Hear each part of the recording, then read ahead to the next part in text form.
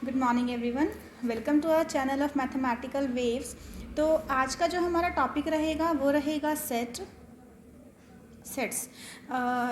Topic start करने से पहले आई वुड लाइक टू से thank you for all of you for all your support and जो subscribe कर रहे हैं, आई होप उनकी हेल्प हो रही होगी। जो भी मैं टॉपिक्स बना रही हूँ, मेरा टारगेट रहेगा मैथमेटिक्स के जितने पॉसिबल हों उतने टॉपिक्स कवर करना।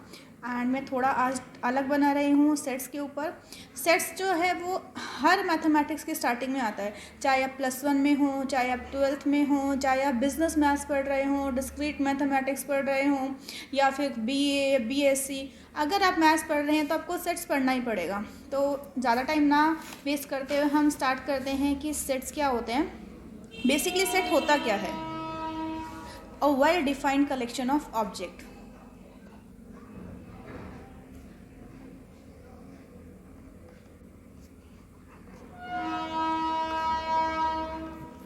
अभी जो ये वेल डिफाइंड है, ये ना बहुत ही इम्पॉर्टेंट जो है वो वर्ड है। क्यों? क्योंकि देखो, कलेक्शन ऑफ ऑब्जेक्ट तो कोई भी हो सकते हैं, लेकिन अगर उस कलेक्शन को हम डिफाइन कर पाएँ तो वो ही होगा सेट, अदरवाइज नहीं होगा। फॉर एग्जांपल, अगर मैं ले लूँ collection of intelligent people in India, तो क्या ये सेट होगा? नहीं होगा, क्योंकि इंटेलिजेंस की कोई भी डेफिनेशन नहीं होती। हर person, every person is intelligent in his or her own kind of way. ठीक है, तो जो भी क्वालिटीज़ होती हैं बेसिकली वो नहीं होता। अगर हम ये कहें कि set of people who can solve a particular maths problem या फिर पर्टिकुलर प्रॉब्लम, तो वो सेट होगा, अदरवाइज नहीं होगा। मतलब जो कलेक्शन को हम पर्टिकुलरली डिफाइन कर पाते हैं सिर्फ वही होता है सेट, अदरवाइज वो सेट कोई और सेट नहीं होगा, कोई और कलेक्शन। ठीक है, अब बेसिकली सेट की दो फॉर्म होती हैं। एक होती है सेट बिल्डर फॉर्म, दूसरी होती है अ रोस्टर फॉर्म, जिसको हम बोलते हैं टेबुलर फॉर्म, और इसको हम बोलते हैं रूल फॉर्म ऑल्सो। ठीक है, तो सेट बिल्डर फॉर्म क्या होती है? जस्ट सपोज आपको कोई सेट दे रखा है, A = 2, 4, 6, 8, 10। ठीक है, तो अगर ये जो है ये आपकी है रोस्टर फॉर्म। ठीक है, अगर आपको इसको सेट बिल्डर फॉर्म में कन्वर्ट करना है तो आप कैसे करोगे? आपके पास क्या है, देखो यहाँ पे सारे प्रोडक्ट हैं 2n, तो क्या लिख दिया? प्रोडक्ट ऑफ 2 हैं तो 2n। और n किससे बिलोंग कर रहा है? देखो ये सारे नेचुरल नंबर्स हैं, 1 2 3 4 5 पुट कर रही हूँ n की जगह, तो मेरे पास ये एलिमेंट आ रहे हैं। और जो है n की वैल्यू किससे कम है? 5 से कम है, तो ये क्या हो गया? मेरा सेट हो गया। एक और चीज़ बता दूँ, जो नॉर्मल फॉर्म होती है, जैसे n denotes for set of natural numbers. Natural numbers क्या होते हैं? 1 2 3 and up to so on. And z denotes for set of integers, and next is q denote for set of rational numbers. I hope आपको पता हो कि rational numbers क्या होते हैं। Any number which are in the form of p/q that are rational number. This 1 2 3 are also rational number. जिन भी numbers के अपोन में कोई इंटीजर आ जाए, तो हमारा 2 जो है वो रेशनल नंबर होगा, क्योंकि इसके नीचे जो 1 है वो एक इंटीजर है, तो it is a rational number. Integer क्या होते हैं? 0 1 2 3 4, this all are integers. And next हमारे पास आता है r, जो कि होते हैं रियल नंबर्स। रियल नंबर्स में आपके पास हर टाइप के एलिमेंट आ जाते हैं, 5.1 6.9 डेसिमल और अंडर रूट वाले, मतलब हर टाइप के नंबर जो हैं वो रियल नंबर होते हैं। एक्सेप्ट कि उनके पीछे आयोटा यानी इमेजनरी ना लिखा हो। I denotes for imaginary number. Imaginary number की डेरिवेशन बहुत इंटरेस्टिंग है, मैं किसी वीडियो में आपको बताऊंगी कि इमेजिनरी नंबर की डेरिवेशन कहाँ से आती है। तो ये आई डिनोट फॉर इमेजिनरी नंबर, जिसको हम डिनोट करते हैं आयोटा से। नेक्स्ट होता है कॉम्प्लेक्स नंबर, जो होता है a + आयोटा b की फॉर्म में। इसको मैं लिख सकती हूँ कि जो भी हमारे पास वो है रियल जो कोई भी हमारे पास ऐसा number which is can be written in the combination of real and imaginary number is called complex number. I hope आपको समझ आ रहा हो, दैट इज़ वेरी इजी। ठीक है, मैं एक दो एग्जांपल और दे देती हूँ। जैसे आपको कोई भी क्वेश्चन दे दिया कि आपको एक ए सेट दे दिया 1/4 1/8 1/12 एंड सो ऑन। अब देखो इसमें हमें लास्ट नंबर नहीं दे रखा, लेकिन अब तो ये किसका नंबर बन रहा है, देखो 4 के मल्टीपल बन रहे हैं, राइट। तो मैंने क्या लिख दिया कि x is equals to 1/4n, ठीक है, और n बिलोंग कर रहा है नेचुरल नंबर से, ठीक है। लेकिन इसमें हमें इनफाइनाइट सेट है, देखो इनफाइनाइट सेट बताऊंगी क्या होता है, इसमें ना हमें लास्ट नंबर नहीं पता क्या है, तो ये यहीं ख़त्म हो गया, क्योंकि n स्टार्ट फ्रॉम 1, तो अगर 1 2 3 4 पुट करोगे तो आपके पास ये सेट आता जाएगा। तो ये हो गई हमारी टेबुलर फॉर्म और ये हो गई सेट बिल्डर फॉर्म। अब आपको समझ आ रहा हो, कोई दिक्कत नहीं हो रही होगी। अब हम आते हैं टाइप्स ऑफ सेट पे।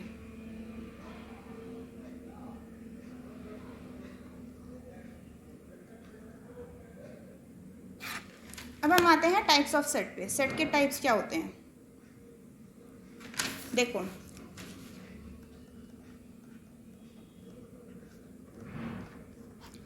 बेसिकली सेट्स के टाइप में सबसे पहले जो मेरे पास आता है वो होता है फाइनाइट सेट। फाइनाइट सेट का मतलब क्या होता है, अगर किसी भी सेट के अंदर जो नंबर ऑफ एलिमेंट हैं वो क्या है, फाइनाइट हैं, तो वो क्या हो जाएगा, फाइनाइट सेट। तो ये सेट क्या हो गया, फाइनाइट सेट,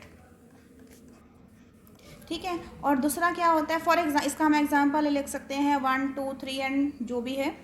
नेक्स्ट हम लिख सकते हैं इनफाइनाइट सेट। इनफाइनाइट सेट का मतलब क्या होता है, एक ऐसा सेट जिसके एलिमेंट्स जो हैं वो इनफाइनाइट है। For example set of natural number, because natural number के सेट की एंडिंग हमें नहीं पता, तो these are infinite set. Third मेरे पास होता है नल सेट, जिसको हम बोलते हैं एम्प्टी सेट। इसका मतलब क्या है, अगर सेट के अंदर एक भी एलिमेंट नहीं है तो वो क्या होगा, नल सेट, या फिर उसको हम 5 से भी डिनोट कर देते हैं। 4 होता है सिंगलटन सेट।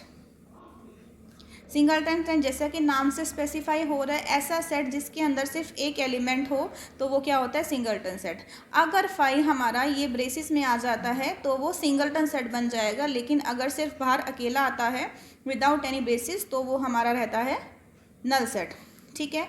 नेक्स्ट हमारे पास होता है इक्वल सेट। इक्वल सेट का मतलब क्या होता है कि अंदर जो एलिमेंट हैं वो क्या हो, जैसे ए में कोई भी हमारे पास एलिमेंट है 1 2 एंड 3, और बी में हमारे पास एलिमेंट है 2 3 एंड 1, तो अगर अंदर वाले एलिमेंट हमारे सेम होंगे तो वो क्या होगा, इक्वल सेट, अदरवाइज नहीं होगा। तो इनका ऑर्डर चेंज हो सकता है बट अंदर एलिमेंट जो है सेम होना चाहिए। अगर हम इसको यूँ लिख दें C is equals to 1 1 2 3, so still it will be an equal set to A and B, because जो नंबर है वो रिपीट हो रहा है, लेकिन रिपीटिशन वाला नंबर काउंट एक ही बार होगा, 2 बार काउंट नहीं होगा, ठीक है। नेक्स्ट आपके पास आता है कार्डिनल नंबर। कार्डिनल नंबर मतलब number of elements in a set.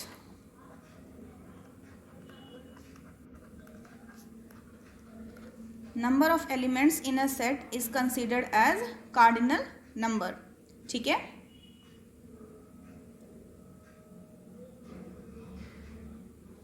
तो सेट्स के अंदर जितने भी नंबर होते हैं उससे हम किसी भी सेट, मतलब एलिमेंट्स कितने होते हैं उससे हम किसी भी सेट की कार्डिनलिटी डिसाइड करते हैं, और यहीं से मेरे पास आता है इक्विवेलेंस रिलेशन। इक्विवेलेंस रिलेशन का मतलब क्या है, sorry equivalence set, we are not equivalence set.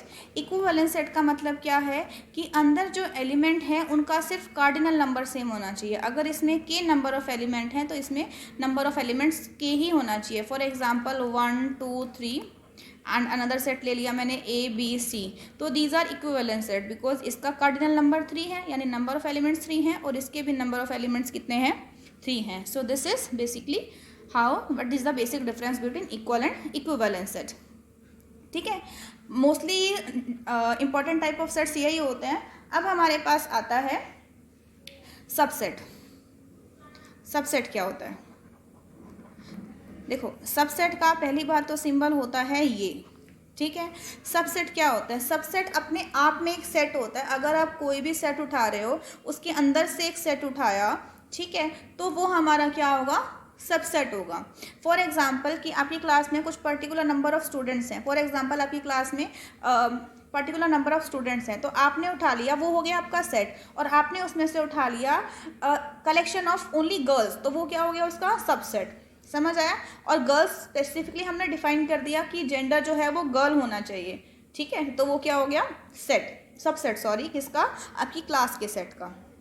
और क्लास भी डिफाइन होनी चाहिए कि कौन सी उठा रहे हो आप, ग्रेजुएशन की उठा रहे हो, बीए उठा रहे हो, बीएससी उठा रहे हो, तो वो मतलब जो भी कलेक्शन सेट की डेफिनेशन को सेटिस्फाई करे और वो सेट में से ही निकला हुआ हो तो वो हमारा क्या होता है, सबसेट।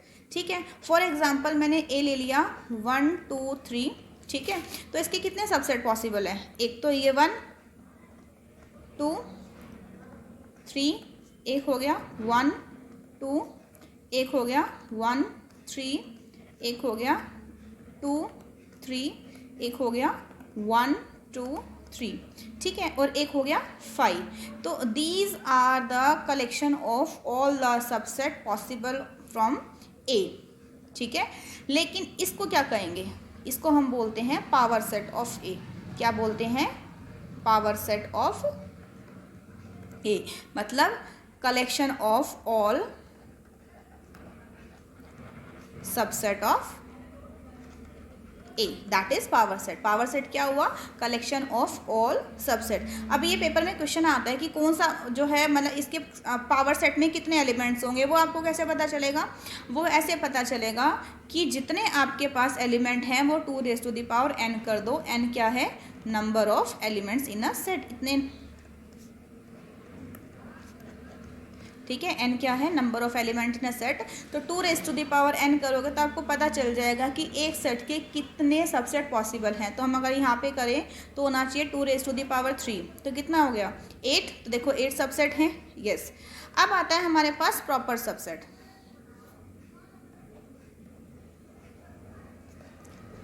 प्रॉपर सबसेट का मतलब क्या होता है, ऐसा सेट जो मेन सेट से छोटा ही हो। फॉर एग्जाम्पल ये वाला, ये and this one, these all are proper subset except for this one, this is not a proper subset क्योंकि वो इसके इक्वल आ गया।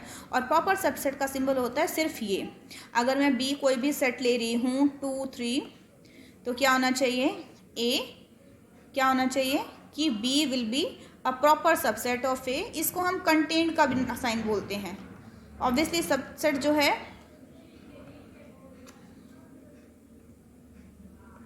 सबसेट जो है सेट के अंदर कंटेन होता है। ठीक है, अभी हमें कैसे पता चलेगा कि एक सेट के कितने प्रॉपर सबसेट पॉसिबल हैं। देखो हमने 2n तो हमारे हो गए टोटल नंबर ऑफ सबसेट, और फिर 2 एक हमने उसमें से हटा दिया तो वो क्या हो गया, total number of proper subset. इसके 7 प्रॉपर सबसेट आ रहे हैं ना। ठीक है, आई होप आपको समझ आ गया हो कि क्या होता है, क्या मतलब पावर सेट क्या होता है, प्रॉपर सबसेट क्या होता है। अब हमारे पास आता है कंपेरेबल सेट। कंपेरेबल सेट का मतलब क्या होता है, या तो हमारे पास दो सेट हैं A and B, both are set. तो कंपेरेबल कब होंगे, ए और बी को हम कंपेरेबल कब बोलेंगे, या तो ए बी में कंटेन होना चाहिए, ए बी का सबसेट होना चाहिए, या फिर बी ए का सबसेट होना चाहिए, तभी ये कंपेरेबल पॉसिबल है, अदरवाइज पॉसिबल नहीं है। ठीक है, अभी जो सबसे इंपॉर्टेंट टॉपिक आता है वो आता है ऑर्डर्ड पेयर सेट्स का। ये बहुत ही इंपॉर्टेंट है।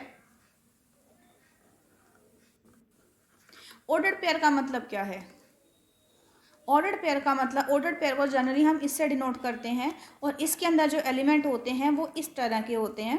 ठीक है, जिसमें क्या होता है, ए जो एलिमेंट आता है वो कैपिटल ए से, मतलब फर्स्ट एलिमेंट फर्स्ट से आया होता है, और सेकंड एलिमेंट सेकंड से आया होता है। ठीक है, ये सिंबल किसका होता है, बिलोंग्स टू का। ठीक है, तो अगर मैं कह रही हूँ कि ए क्रॉस बी में ये एलिमेंट हैं, तो इसका मतलब ए जो है वो कैपिटल ए से होगा और बी जो है वो कैपिटल बी से होगा, बी सेट से होगा। इसके लिए मैं आपको एक और बता देती हूँ कि ए क्रॉस बी के कैसे निकालते हैं। फॉर एग्जांपल आपको ए सेट दे दिया 1 2 एंड बी सेट आपको दे दिया ए बी सी, तो ए क्रॉस बी में आपके पास किस तरह के एलिमेंट आएंगे, 1A 1B 1C 2A 2B and 2C। तो इतने आपके जो हैं वो एलिमेंट होंगे किसी भी सबसेट में। ठीक है, सॉरी ए क्रॉस बी में ऑर्डर्ड पेयर का अगर आप सेट निकाल रहे हो ए क्रॉस बी का, तो आपके पास एलिमेंट हो गए। देखो जो फर्स्ट एलिमेंट है वो हमेशा आ रहा है ए से, एंड सेकेंड एलिमेंट हमेशा आ रहा है बी से। ठीक है, आई होप समझ आ गया होगा। अभी मैं आपको फटाफट एक दो चीज़ प्रॉपर्टी और बता देती हूँ ऑर्डर सेट की। अगर ए के अंदर n एलिमेंट हैं, ठीक है, और बी के अंदर l एलिमेंट हैं, तो ए क्रॉस बी में जो है वो n स्क्वायर एलिमेंट आएंगे। ये ना बहुत इंपॉर्टेंट प्रॉपर्टी है और इसका क्वेश्चन भी आया हुआ है आपके एग्ज़ाम में। बहुत सारे एग्जाम्स में आता है। ये स्टेट एंड प्रूव भी आती है, अनप्रूव करने भी आते हैं, और कंपटीशन एग्जाम में दे देंगे ए सेट में इतने, बी सेट में इतने एलिमेंट हैं, तो फिर ए क्रॉस बी में कितने एलिमेंट होंगे आप हमें बताओ। ठीक है, नेक्स्ट मेरे पास होते हैं कुछ ऑपरेशंस ऑन सेट। ये बहुत इजी है। ये ना वैसे ऑपरेशन ऑन सेट मैं आपको नेक्स्ट वीडियो में वेन डायग्राम से समझाऊंगी। जब मैं आपको वेन डायग्राम करवाऊंगी, वेन डायग्राम से क्या फ़ायदा होता है कि ना आप बहुत सारे क्वेश्चन फॉर्मूले याद किए बिना आप कर सकते हो। ठीक है, ऑपरेशन ऑन सेट कर देते हैं, और इसका ना मैं आपको बता देती हूँ कि किस टाइप का होता है। देखो, दो तीन ही इंपॉर्टेंट होते हैं। एक सेकेंड,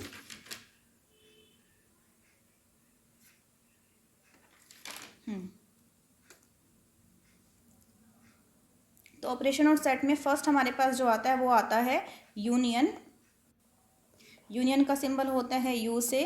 फॉर एग्जांपल ए में आपके पास सेट है 1 2 3, ठीक है, और बी में आपके पास है 5 3, बस। ठीक है, तो ए यूनियन बी में आपके पास कौन से एलिमेंट होंगे? 1 2 3 एंड 5। ए और बी में कंबाइन करके जो एलिमेंट आ रहे हैं वो आपके किस में होंगे? यूनियन में होंगे। ठीक है, नेक्स्ट आता है आपका इंटरसेक्शन।